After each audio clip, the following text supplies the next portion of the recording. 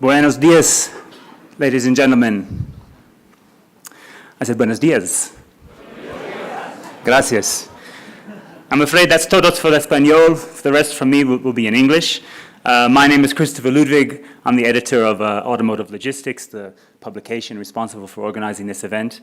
And it's my pleasure to welcome you all here back to session 2 of Automotive Logistics Mexico, where we're very honored to have a very special guest with the Secretary of the Economy. Before I say a few more words, I'd like to actually hand over to General Albert Zapanta, who's the President and CEO of the U.S.-Mexico Chamber of Commerce. If there's anybody that you need to know in Mexico to do business between Mexico and the U.S., Al and his team are certainly the people. He's opened up many doors, and he's a very close personal friend of the Secretary, so I'd like to allow him to say some words first.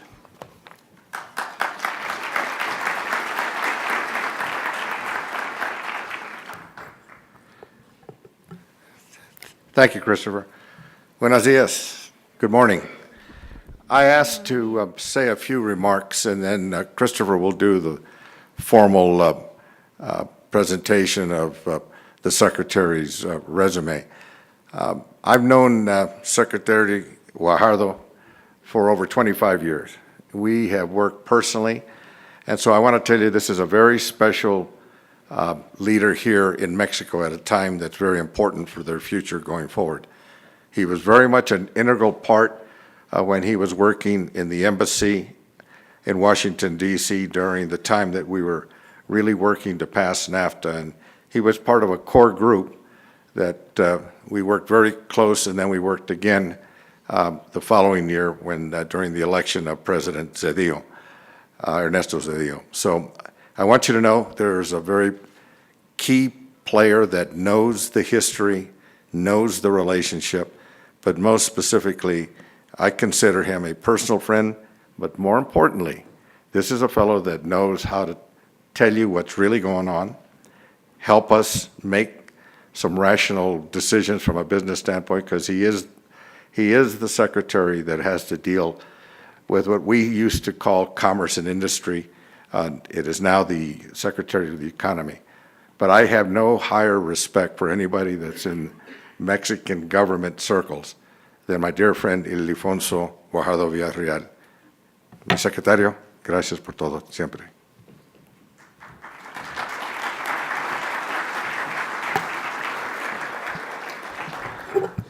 Gracias, General. We really appreciate your words on that. And again, thank you to all of you for being here. Just a few more words maybe from my side when we follow up from our first session, where we obviously heard some very encouraging forecasts and outlook for the Mexican automotive industry. And I think if you look around the world globally at the moment, certainly for automotive, but also for the economy in general, Mexico is something of a beacon of light and hope when you look at some of the turmoil, especially in emerging markets that we're seeing at the moment. And I think a lot of that certainly has to do, as Eduardo Solis alluded to this morning, with Mexico's openness and its engagement with the rest of the world, whether that's encouraging foreign investment, cooperation within NAFTA, and global trade deals across the world. And indeed, good logistics and infrastructure investment is certainly part of that, and it's something the government has signaled that it's very focused on. So that's why I think it's so appropriate and fantastic that we have Secretary Guajardo with us here today. For those of you who were here last year, the Secretary was the first ever speaker at our first ever conference in Mexico. And he spoke passionately about the importance of free trade and international cooperation, about modernizing Mexico's economy, improving education and training, and simplifying regulations to make business more simple and credible to foreign investors and entrepreneurs.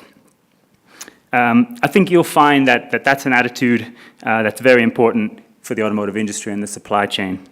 And although Mexico certainly is far from perfect and has its problems, you see something quite unique, perhaps across many other markets, and especially emerging markets. We probably would lose most of our time if I spent the entire intro on the Secretary's very impressive resume, but perhaps I would like to highlight a few key achievements, certainly in policy, academia, and government. As the General alluded to, he played a critical role in helping to shape an economic and trade policy for Mexico, including during NAFTA.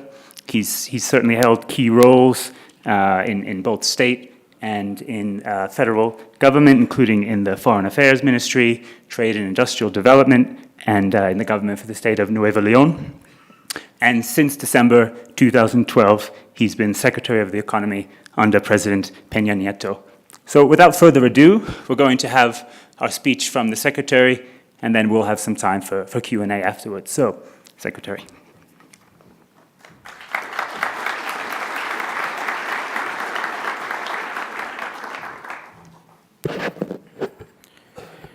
Well, last year, I started by asking you, in terms of the audience, how are we distributed between English-only speakers, Spanish speakers, and bilingual? So let's see today how are we doing in this audience. How many of you speak Spanish? Raise your hands. How many of you are bilingual? How many of you speak only English? Okay, if you want to be part of the 21st century automotive industry, you have to speak Spanish.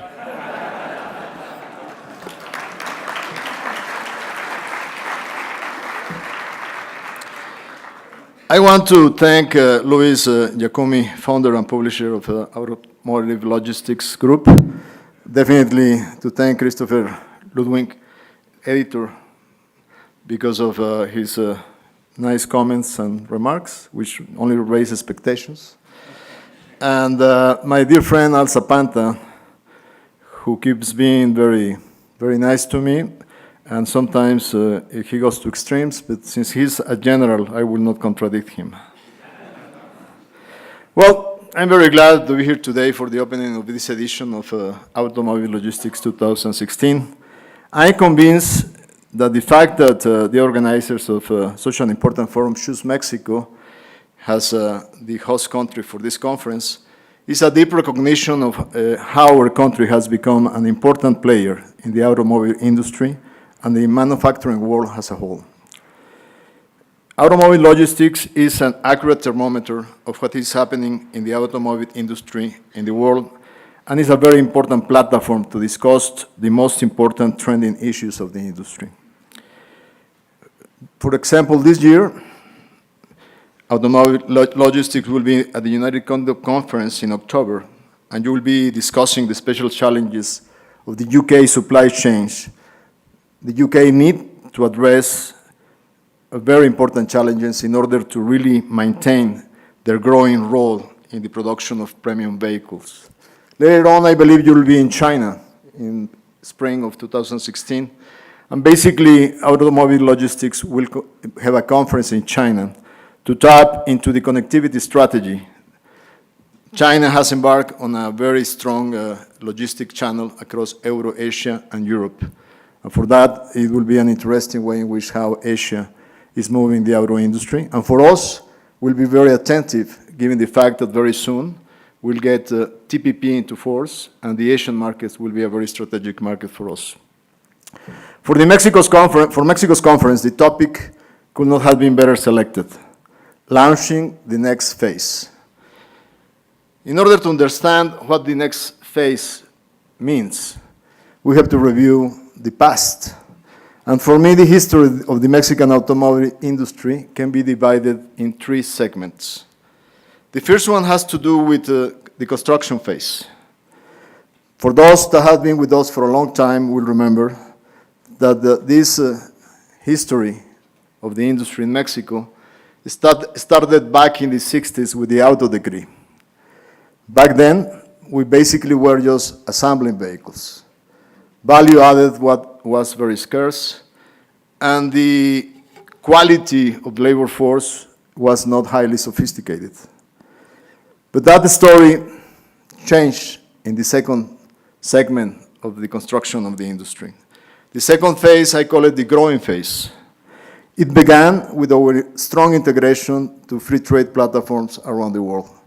And basically, the one that made the difference was the North American Free Trade Agreement. What NAFTA meant for us was not the opening of a new big market for us to put vehicles together, but also the possibility of building things together in order to become a regional platform for the export of vehicles to the world. That was strengthened with a sequence of 10 agreements signed after NAFTA that up to today makes a total of 11 agreements with 46 countries that will give you access to more than 1.1 billion consumers in the world. Now, that second phase was definitely strongly encouraged by the fact that even regions away from the North American region were very interested in coming to Mexico for the very good platform we represent in the North American market. So free trade meant also new flows of foreign direct investment in the industry. So the Japanese came, the Europeans came, and basically we became extremely attractive for foreign investment in this new era of NAFTA. As a result of that, in the 90s, we were producing approximately 800,000 units. Today, after we basically make a cut in time, in year 2012, we produce up to 2.8 billion cars. Now, for me, the new phase, I call it the exponential phase, it starts right after 2012. And is very well linked with the start of President Peña administration. His commitments to free trade, his instructions to expand our network of trade agreements, including the Alianza Pacífico with Latin America, including TPP in Asia, including the modernization of the free trade agreement with Europe, and the EFTA countries, Switzerland, Liechtenstein, Norway, and Iceland, and definitely the new doors to open the Middle Eastern market with our right now negotiating trade agreements with Turkey and with Jordan. We just finished a visit to the Arab world where we visited basically 4 countries with a population together of 50 million inhabitants, and definitely a tremendous potential for strengthening our exports to the region. Today, we do export of the $2 billion of trade, basically half of it is in the auto industry. Now, this exponential phase has already made the very first results. Investment in the auto industry sector during President Peña administration in the last 3 years has amounted to about almost $25 billion, including terminal industry and the auto part industry.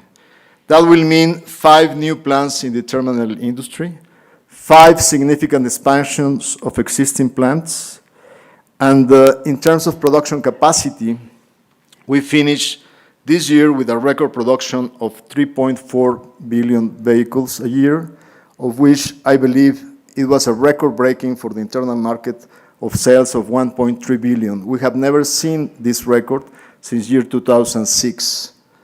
Since year 2006, our ratio of sales, internal sales were going down, but thanks to a very strong public policy to really monitor imports of used cars in the border that do not comply with environmental standards and mechanical standards, there was an incredible push to the internal market, including new financing that has helped to expand.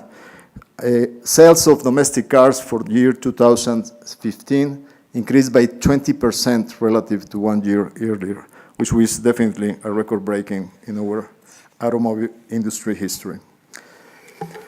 Of that, given the fact of these new investments, I will believe that by year 2020, we'll be looking into the possibility of producing more than 5 billion vehicles in Mexico.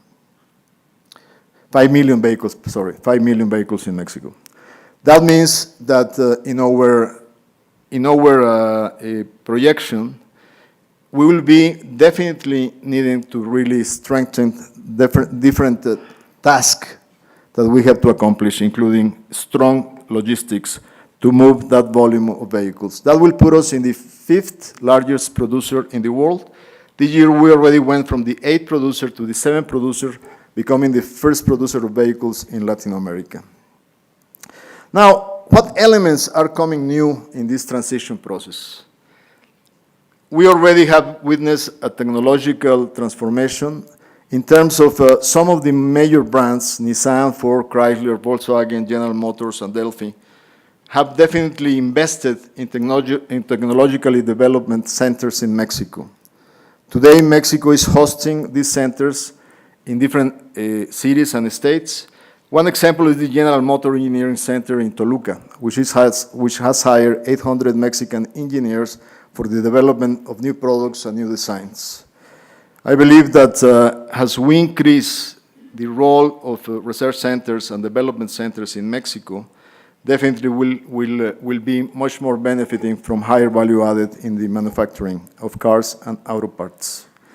The other news that had become very good for Mexico in the last year is the announcement of new plans for the premium end terminal industry. Today, Mexico is producing approximately 13 car models that are only produced in Mexico, of which 4 of them are in the premium side of the industry. Right now, we're producing the Cadillac SRX and the Lincoln MKC, and will be soon be producing Mercedes-Benz and Infiniti also in Aguascalientes, in this case. Obviously, you were aware of the investment that had been made already by BMW and Audi, that Audi is already making the first production models and will be soon in full production speed.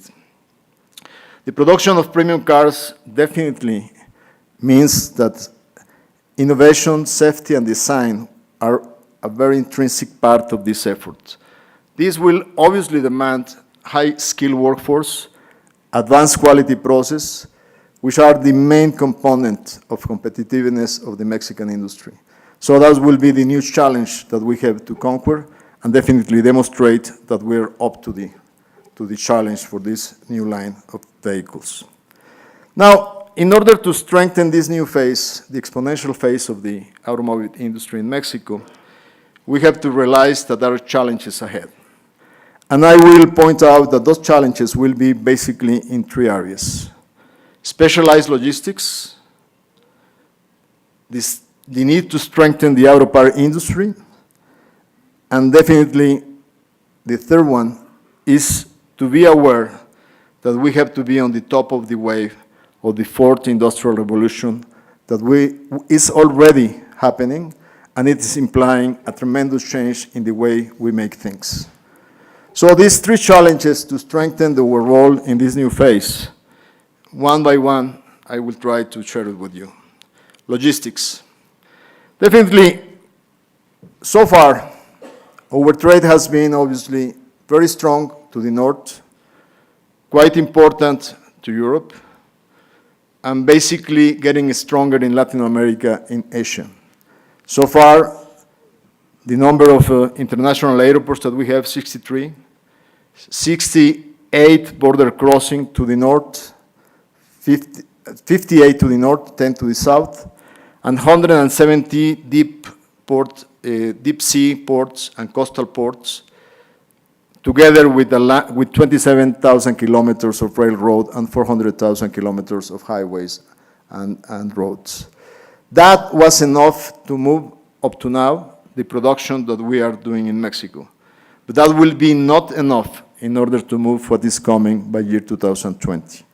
That's why we have put together an interinstitutional group of different ministries, the Ministry of Communications, the Ministry of the Economy, the Ministry of Finance, in order to jointly plan the logistics for the next years for the industry.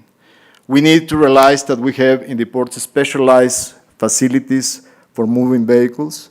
We need to expedite border crossing points and modernize customs and design logistics together with our neighbors to the north in order to make more efficient moves of merchandise across the border.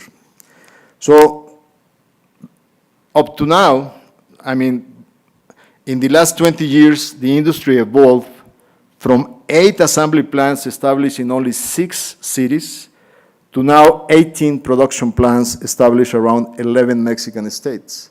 So the challenge is very important, and that's why we're working together with the industry, with government, in order to plan ahead the needs that we're going to have to face in terms of logistics to move efficiently merchandise, products, and people.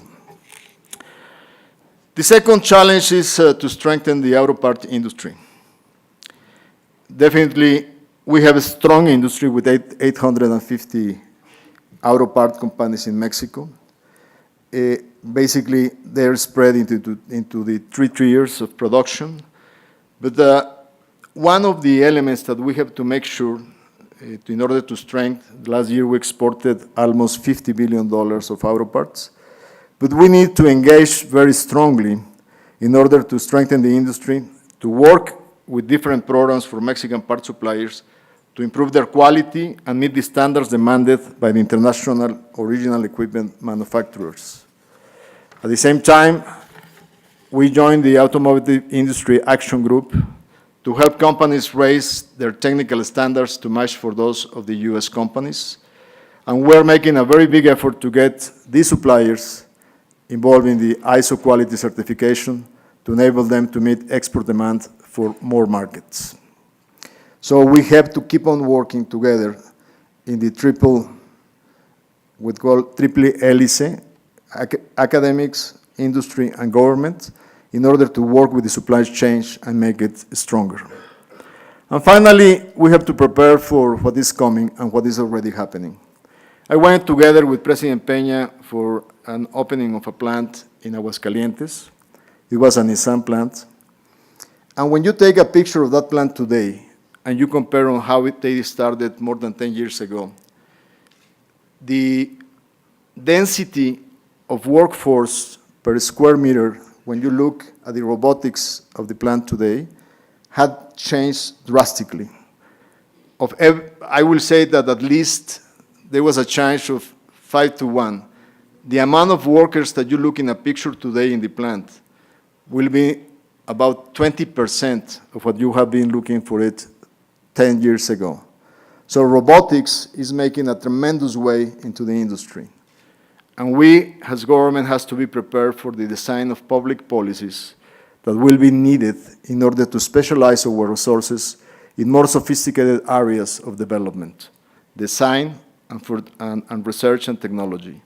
So at the same time, we have to be aware that manufacturing as a whole is going to be influenced by the Internet of Things.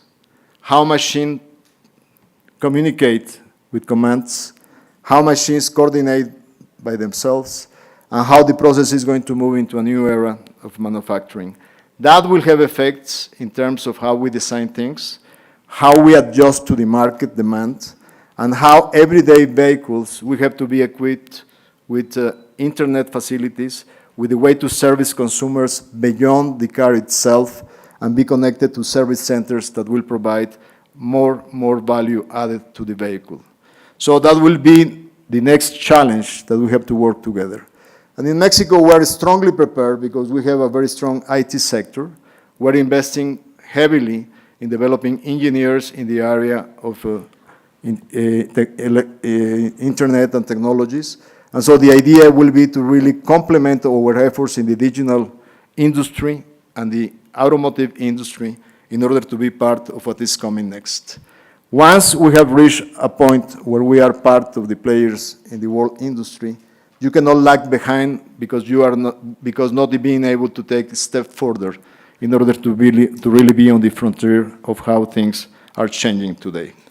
So at the end of the day, this industry has a strong ally in the Mexican government, and we are aware that the only way to program ahead is to work hand by hand with the industry, with research institutes, and the academy in order to strengthen the way to the future. Thanks for having an interest, for being involved, and I'll just invite you to keep working with us in order to be part of this tremendous and impressive development of the Mexican automobile industry. Thanks for coming to Mexico, those of you that are coming from abroad, and for those that are already here, and thanks for the investments that you have already made. Thank you.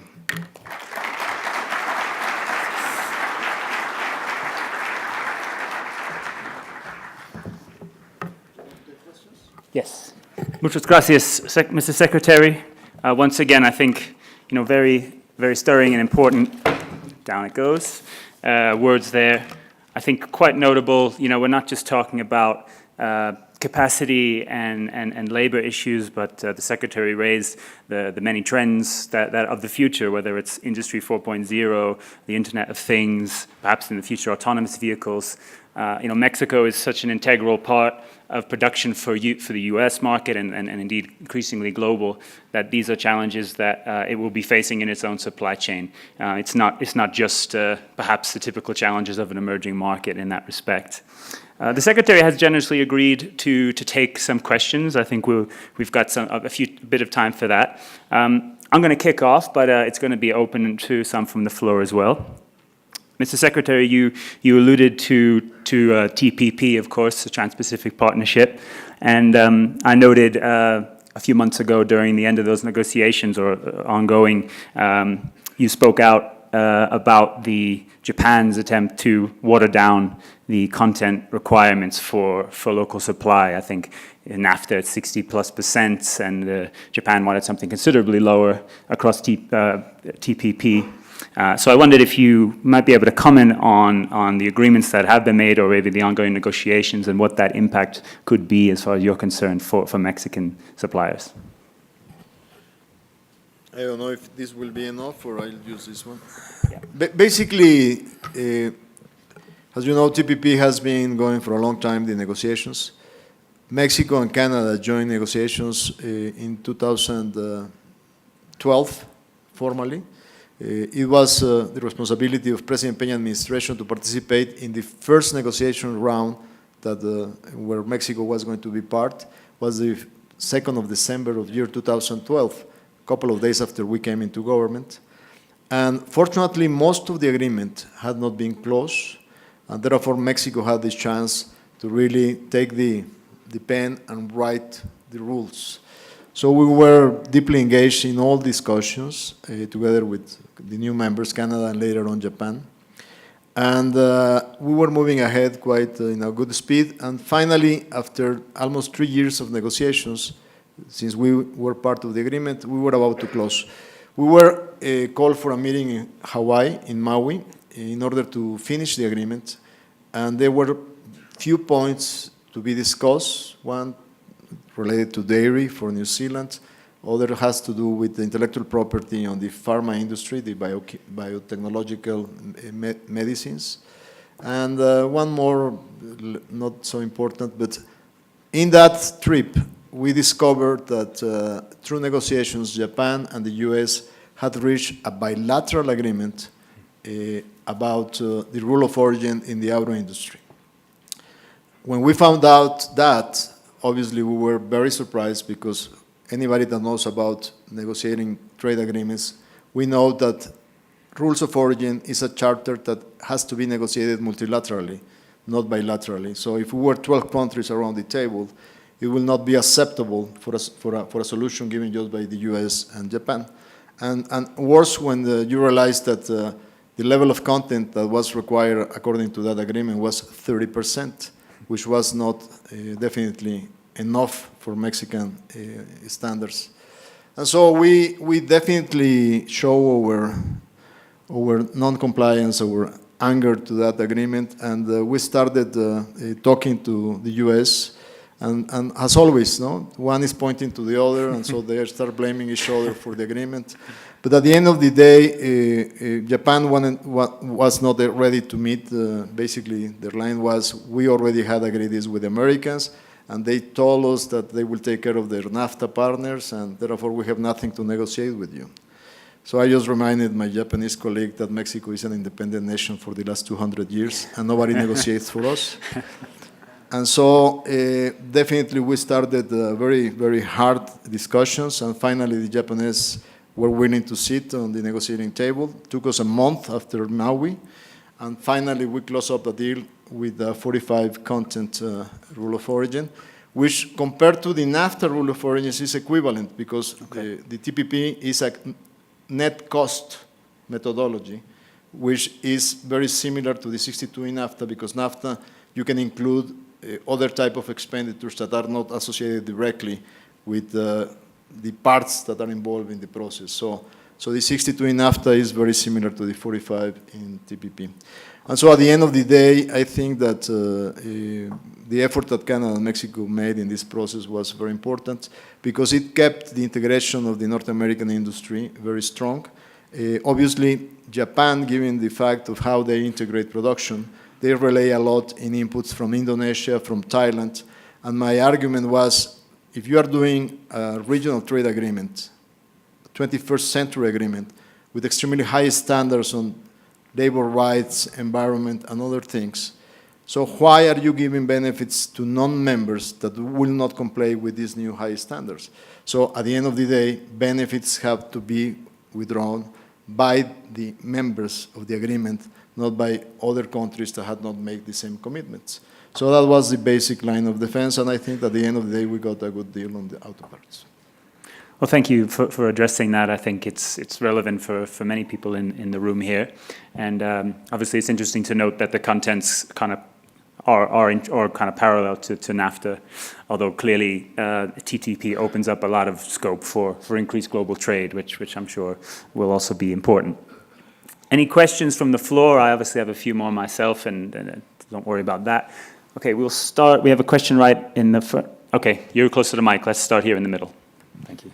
Good morning. Thank you for spending time with us, Secretary. My question, I'm representing Toyota, Stuart McGillivray, is with regard to the challenges that you showed earlier. They all have long lead times to develop the infrastructure, to develop the people, but among those, uplifting the skill set among the Mexican education system is perhaps the longest lead time. What is Mexico doing today to set that skill level higher for the decades to come? And that was Stuart from Toyota. If you can say your name and company in future. Thank you. Basically, I will say that there are two different type of skills requirement. One that can be really produced in the short, medium term, the technical skills that could be developed in a shorter time period, and the more professional, high-level type of engineers and other specialties. Today, we are working, with a very strong foundation for the educational reform that has been processed in Mexico. We have been working, and we have a group that has been put together between the Ministry of Labor, the Ministry of the Economy, and the Ministry of Education, together with the private sector, in order to very clearly have an idea on how to proceed in the short term, in order to develop careers, to invest in different programs, to work with international cooperation efforts like dual education, on-the-job training type of programs. So we are working together with the OECD as well in a skills program that has been launched by Ángel Gurría, the Secretary General of the OECD, in order to focus specifically on the needs of human resources in the industry. One of the elements that we have to work on is the information that we share with the young professionals and fellows that are deciding on their future careers. It has been missing from the marketplace, where a young guy can look at the market and see where is he getting the best salaries, the best options, because today there is not enough information in the market for them to make their choices. So you have to work on the supply side of decision making on type of careers that these young guys are choosing, and on the supply side, that was on the supply side in terms of developing human resources that want to be trained in those areas, and at the same time have the facilities, the investment, and the programs that will help us. One of the good things in the auto industry is that many of the companies, mostly in the auto part side, they have developed very good programs that have resulted very successful through the years, and we're working with them at the cluster level in the different regions in order to take advantage of their experience and the best practices that they have developed through time, and they are willing to give their know-how in order to make it faster in terms of training human resources. So it's an integrated effort from industry, the academy, and government in order to strengthen the development of human resources. Thank you. Before I take another question from the audience, I'll selfishly take another one. Obviously, many here would be concerned about infrastructure investments and developments, and clearly with oil hovering around $30 or below a barrel, this is bound to have quite a negative impact on Mexico's federal budget. And I'm just wondering what kind of impacts you see this may be having on ongoing or planned investment in Mexico's transport and logistics infrastructure. Well, I think that the bad news is that there is less fiscal money. The good news is that you are talking about investments in infrastructure that is very highable, is very profitable, because it's being devoted to an industry that is definitely being very successful. So the only challenge is have to substitute projects that were based on fiscal resources to place those projects in PPPs or public and private partnerships in order to sustain the same level of ambition, but obviously with private investors that are expecting a rate of return. So, when I talk to my friends in the industry, the worries are not about having to pay a fee for the use of good port facilities or transportation facilities in railroads, but the worry is not to have them. So the idea is how to really ensure that the planned programs for infrastructure keep on the same ambitious phase that we have it, with the involvement of the private sector. Okay, thank you.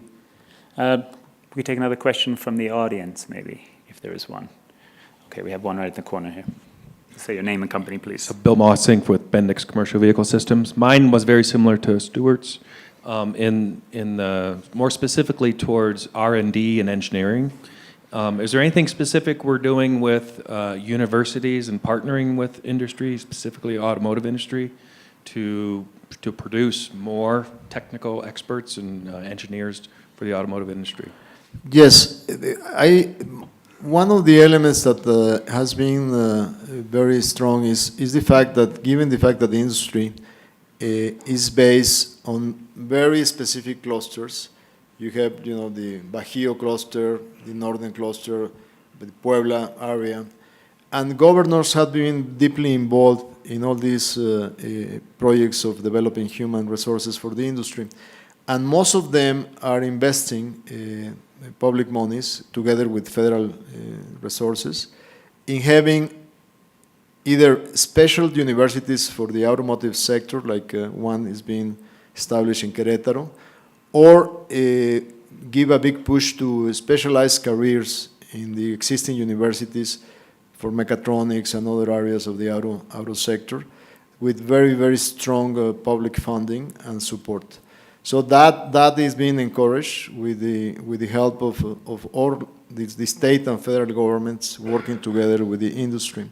Now, in terms of research, one of the things that I'm working with the general director of the CONACYT, is the National Council for Technological Development, is that within the budget that is being assigned for innovation, we're working very closely together with them with our own funds in order to partner with the auto industry to make investments in projects for technological developments, R&D in the auto industry. So we are trying to push more and more that part of the money that is going for research is for applied research that will have very specific results in terms of innovation in strategic sectors, the aerospace industry, the auto industry.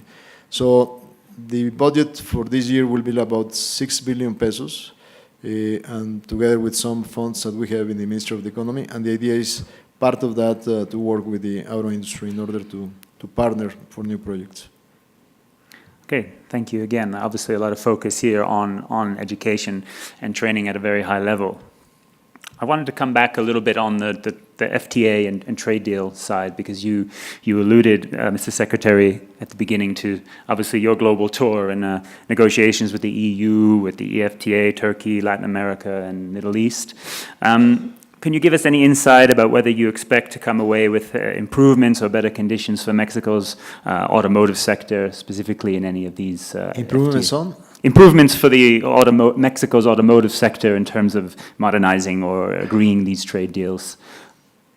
Well, basically, I do believe that the strategy for the integration of Mexico to international markets has become very strongly oriented to the fact that we're a natural platform, and through the years we have made a very strong alliance with North America, and then 5 years later we did it with Europe. We were the first country in the Americas to have a free trade agreement with Europe, that today we're in a need to modernize, because if Canada has just finished a new agreement with Europe, the US is doing TTIP, so we need to update our agreement in order to keep very strongly our production links in North America. We have these new actions in Latin America, because it has become a very important market for us, Colombia, Chile, Peru, modern economies with strong growth. But then the missing link for us was strong links with Asia, which is going to be basically solved by TPP. Just in TPP, we are 12 countries. The 11 countries that are together with Mexico, with 5 of them, we already have existing trade agreements. With Japan, it's a trade agreement that needed to be deepened because it has not enough strong coverage. But there are new 6 economies that will be part of this agreement. These 6 economies represent a $20 billion market for the car industry just by itself. But the important part of that is not only the 12 countries, but the interest that has raised in the region. You have lining up Korea, Taiwan, and many countries that want to become part of TPP. That gives us a very strong position as pioneers of the agreement, that in order to admit new members, they have to have bilateral agreement with each one of us. So that gives us a strong position to negotiate the incorporation of Korea, for instance, in order to really set the premises of how they are going to come into TPP. To give you an example, Korea, in the US-Korea agreement, they were able to push the Americans for a 30% rule of content. If Korea wants to come to TPP, one basic element is that Mexico will ask Korea, you cannot negotiate the 45% rule of content. So that gives us a strong position to define the way in which newcomers will come into TPP. So that will give you a table with 4 strong legs, to the north, to the south, to the east, and to the west. And if we are able to really make an efficient logistical platform out of Mexico, it is becoming a natural place to really join these 4 cardinal points in international trade. Okay, thank you. Thank you very much. Can we take another question? I think we have one right in the front here. Thank you. I am Sergio Hernandez from Multitraslados Logistics Company in Monterrey. After several years of signing the NAFTA agreement, there is still a point with the free transit of trucks between Mexico, Canada, and the U.S. Free transit of? Trucks, cargo. Okay. Cargo. And after 3 years ago, we implemented a pilot program, but it's still a topic. What is your comment about that? Well, the truck issue was definitely a stumbling block in the commitments of NAFTA. It was a very blunt violation of the NAFTA agreement that was the result of politics in Washington. I mean, what else is new? the Teamster Union was pressuring very strongly democratic government, and it had made it very difficult for the agreement to be implemented. Finally, the only way to make Washington to think twice about things is when you win a controversy in the World Trade Organization. So we won a controversy, and once you win that controversy, you are allowed to retaliate in trade. So with the permission of the World Trade Organization, you can withdraw trade benefits from your partner in order to pressure them to comply with the, in this case, with the transportation disposition. And so we hit several key products to compensate for the damage on the lack of commitment on transportation that were very, very important for key congressmen in the US Congress. So we hit apples from Washington State and many other products that have a very strong political influence in Capitol Hill. So that helped to convince them that it was wise to really comply with the transportation bill, with transportation agreement. So the proposal was to establish a pilot program, and we agree on withdrawing over retaliation measures. And the pilot program went for 3 years very successfully. And finally, the idea is that that is being translated into compliance. Now, I'm hearing from some of the companies that still some tricks are being used by state regulations that are not allowing the truly free flow of services. But at the end of the day, we are going to be monitoring it very closely, because if we want to make North America the most competitive region in the world, you cannot make it with any type of monopolistic services or not complete free competition in something so basics in logistics, which is transportation. So that is really hurting very deeply the way in which we do efficiently the connection in the border. So we have to really keep on fighting for that full compliance of the transportation agreement. Thank you. Before we go to more questions, Mr. Secretary, can I clarify, are you okay to take a few more? How are you with time? I know you have some limits, so I don't want to... The only other commitment I have is at 1 p.m. I have to be with the PRD political party in the Senate to explain TPP. So that's more important than us, are you trying to say? I don't know if it's more important, it's more challenging. So can we, 1 or 2 more questions is okay for you, or shall we look to wrap up? Go ahead. Okay, so we'll have one more. We'll have a question in the back, because we need to diversify our question display here. Thank you very much. My name is Eduardo Aspero from a logistics company, Hub Group. During your presentation, you mentioned something really important related with logistics.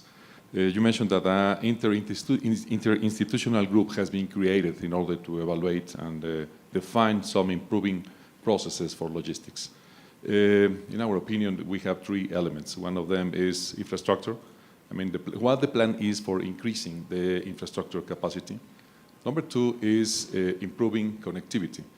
What the plan is also for connecting rails, ports, roads, etc., in order to really increase the connectivity level we have in Mexico now. And the third one is expediting processes, and particularly customs. So can you explain a little bit more which is the process and what the product is expecting for this interinstitutional group? Yeah. Basically, on infrastructure, our task is put into perspective our projects in a way that makes sense how they connect to other infrastructure developments. So right now, as you know, there are new investments in the port of Lázaro Cárdenas. There are new expansions in Manzanillo and new projects in Veracruz for the expansion of the port facility. So the task is not to keep those projects in time, but also to have the Port Authority of Mexico aware of the specific technical needs of the auto industry. The Guillermo Ruiz de Teresa, who is the lead guy in Puertos, he is part of this group, and he meets with the industry and with us in order to see future requirements and needs in order to satisfy the needs of port facilities. At the same time that this is put together with the design of new highways. For instance, now the shortest port from Mexico City will be Tuxpan, thanks to the new road built to the port. And at the same time, there are investments in Tuxpan that will be open very soon. And so the idea is that when you do an infrastructure project in one type of logistics, it is thought in conjunction, together with other projects, so you don't have one thing being done without the consideration of what is required to connect those facilities. We have formed a group, in the case of North America, is the high-level economic dialogue, where we keep meeting virtually every 3 months and a couple of times a year. The next meeting will be in February here in Mexico City. In the U.S. is led by Vice President Biden. In the Mexican side is the Minister of Finance.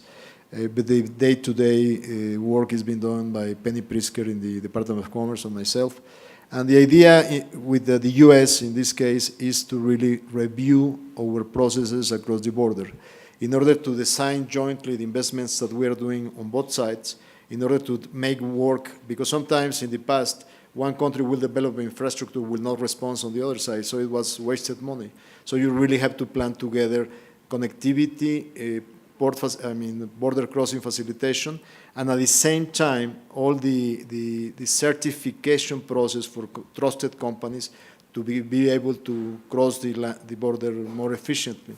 So that is being worked with a very clear agenda. I do believe that from the industry, in this high-level economic dialogue, we have a CEO dialogue that is advising us on which fronts to move, at least on the U.S.-Mexico border.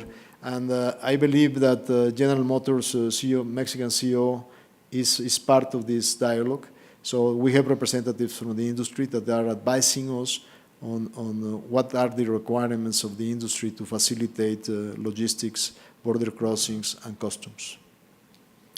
Okay, thank you. In light of Mexico City traffic, we will maybe allow just one last question before the Secretary has to go to his next meeting. So do we have one final question? I see a hand right there, if we can, right here in the middle.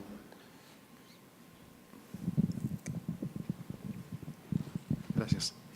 Thanks, Chris. Roberto Michela from ITT Globis. Actually, it's a question for Mr. Secretary again, and I fully agree with your Spanish way of thinking. That's why I'm going to address my question in Spanish this time. Porque usted me va a entender. You were criticized. But of course. ¿Va a ser en español? No sé si me estaba criticando mi inglés o no. Whenever you talk to investors abroad, whenever you talk about insecurity, about what happens in the highways, in a few logistic corridors, in airports and ports, what's your response in the face of insecurity whenever that you are asked that question? ¿Qué hago? ¿Contesto en inglés o en español? En chino mejor. Cuando salgo. Whenever I go to international meetings and I meet investors, the media generally asks about the effects of insecurity in Mexico. And my definition is pretty simple.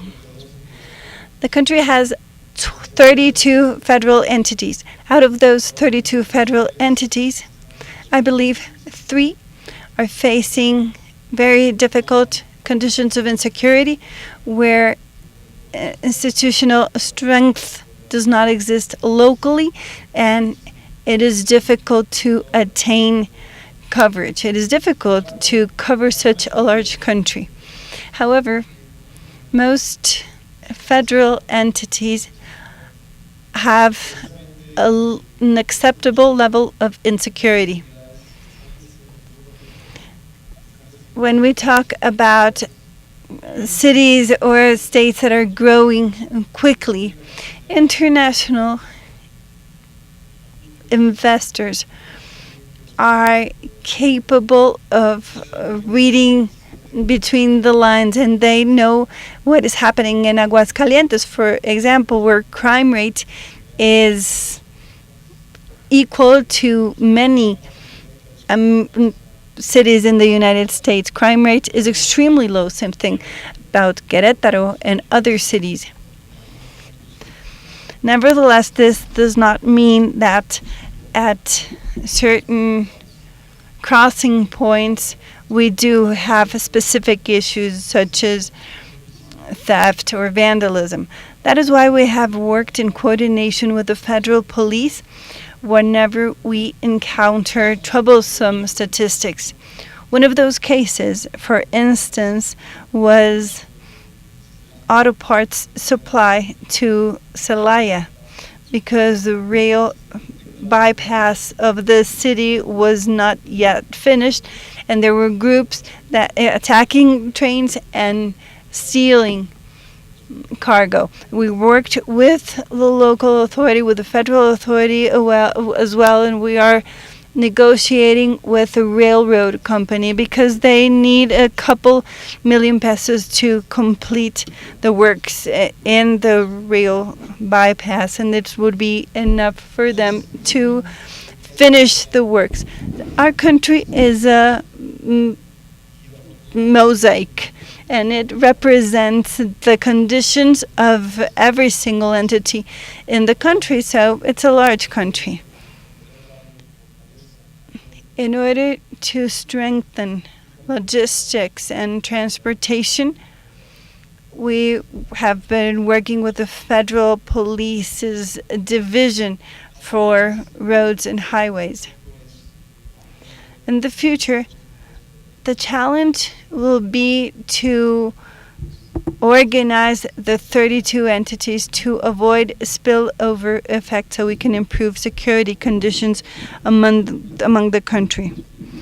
The industry is in continuous communication with us and with our security, with our safety forces, so we will prevent any issue throughout the country.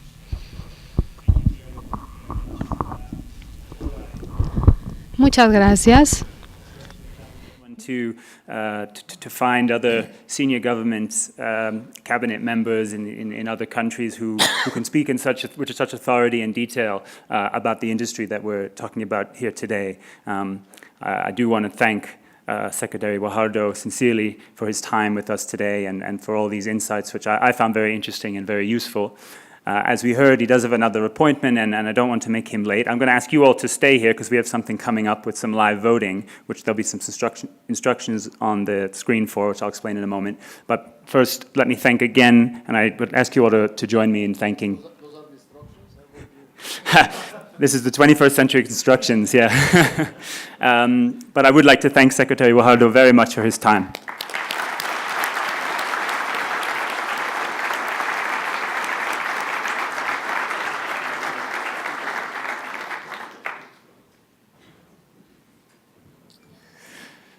So, ladies and gentlemen, what we're going to do next before lunch is some voting, actually, some live voting. Now, we've mentioned to you early on, and you've seen some indications about it, that we have a live stream of this conference via smartphone, tablet, or laptop. And we're going to ask you some questions, and we're going to take some voting on this. So the way you can get to this, I'm going to ask you to log into the system. You see up on the screen a link which you can follow, bit.ly/ALMexicoVote. You can follow that, or if you've got the app on your phone, you can get a QR reader and actually scan up. It should work. It should, even from the back of the room. You can scan that QR code, and it will come up to our live voting. And we've got some questions which have been submitted by our sponsors about some trends and developments in the automotive logistics industry here in Mexico. So perhaps I should also add that we'll have you logging onto our live streaming. So for those of you who haven't been on it as yet, it will ask you for your email and also for your registration number. That number is on your badge. So it should be right in front of you, so it shouldn't be so difficult. You should be able to log in, hopefully without too much difficulty. So once again, you just follow that link or scan the QR code. You can use your smartphone, you can use a tablet, you can use a laptop if you would like to join us. And this goes as well, obviously, for those of you who are watching around the world. We do have a live audience which tunes in to this event. So we have registrations, for example, in Europe, many in the US. Perhaps the time zone is hard for Asia, but we have quite a good spread of people. So for those as well, they'll be able to see the voting on the screen. Once you get in, you'll see our voting questions appear. If you're using a tablet or a laptop, you'll see them at the bottom. If you're on your mobile phone, you'll see some tabs at the bottom of the screen, and you can just click on the voting, and that's where it's going to appear. Just a short note for those of you watching outside the room, there is a slight delay between what you will see as the voting and what you will hear. That's obviously to give some time to edit out mine or Louis' swearing. So don't follow my reading of the questions, just answer the questions as you see them. So I'll give you guys another minute or so to get on there. But I just want to comment again. I think that the comments and input that we had from the Secretary was really quite interesting. We do these conferences around the world, in the US, in Germany, in China, in Russia, in India. I won't run into everything, Brazil. And Mexico really is unique in the level of which we see this willingness from the both local, state, and indeed federal government to engage very openly and very directly with this sector, with us at the events. And I think it's something that we certainly shouldn't take for granted. So many thanks again to him and his team for preparing his time with us today. So I'm hoping that by now you have all those of you who would like to vote with us have successfully done so, or have actually been able to log on. I'm going to pull it up on mine. So to our AV team, if we can start loading up the questions. There we are. So it should be, again, pretty straightforward for all of you. You see this question that's appeared. There's the question and the answers to click, but I'll read it out to you. The first question comes from our premier sponsor, Penske Logistics. And Penske asks, what is your biggest supply chain issue in Mexico? Is it carrier capacity? Is it supplier capacity? Is it freight rates? Is it border crossing, obviously US-Mexico border crossing in that case mostly, or is it security issues? So if you could take time to vote now, and we will shortly display the results.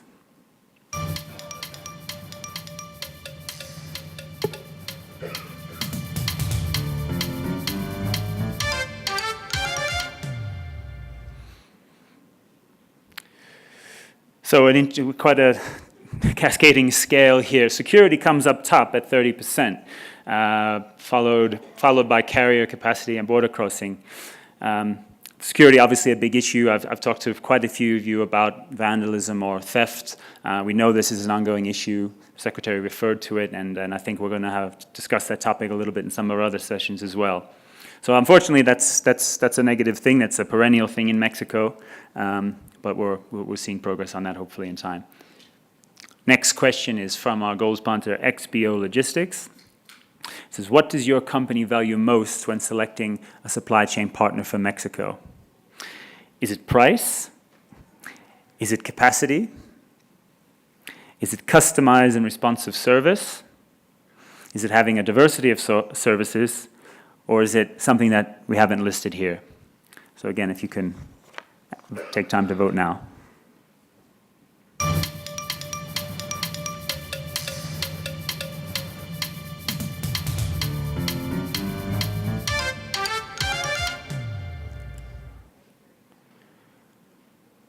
So pretty overwhelming here. I don't know if you're all just being very polite by putting price so far down, or I should remind you, these are anonymous. We're not actually tracking who's voting, so we're not going to report it back to anyone, but 60% talked about customized and responsive service. although making light of that, I actually think that makes a lot of sense when we've heard this morning a lot about the very high value added in Mexican production and in the supply chain. So I think having logistics providers who are able to respond and handle the very complex supply chain and a lot of the issues that we deal with here, that certainly makes a lot of sense. Our next question is from our also gold sponsor, CHEP. And it's, what is the biggest contributor to your total cost of ownership of returnable packaging in Mexico? Is it underutilization? Is it transportation costs? Is it loss and damage of said packaging? Is it administration and control? Or again, is it something else entirely? So thank you for voting now, please.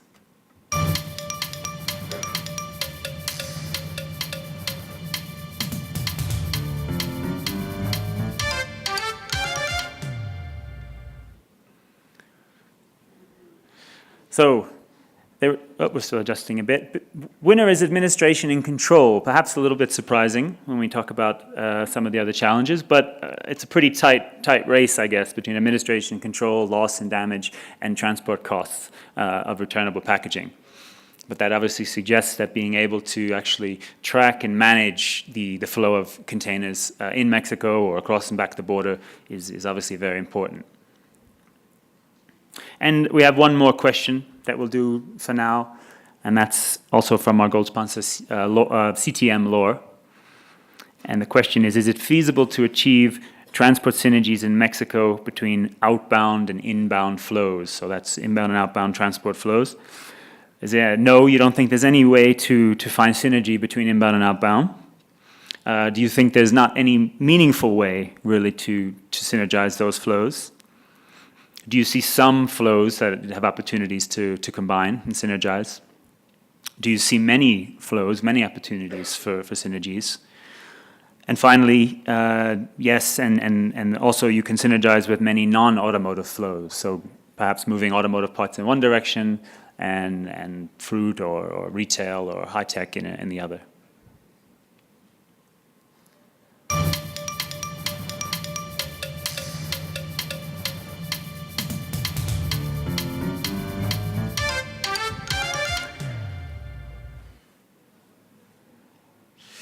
And the answer, I think CTM would be reasonably pleased with that result. Yes, some flows can be synergized. Perhaps not everybody's seeing many opportunities, but certainly there are opportunities to combine inbound and outbounds. Further down, we see some non-automotive flows as well.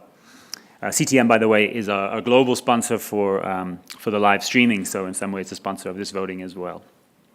Okay, that wraps up our voting. We will do this again actually tomorrow. Louis and I will put together some questions kind of based on some of the things that we've heard at the event. So I hope you got some use out of that. I hope you enjoyed it, and we'll have a chance to participate in it again. I invite you all now to join us for lunch. That's going to take place below us, so you go down the stairs, you'll see signs, and we will meet back in here at 2 o'clock. Thank you very much. Muchas gracias.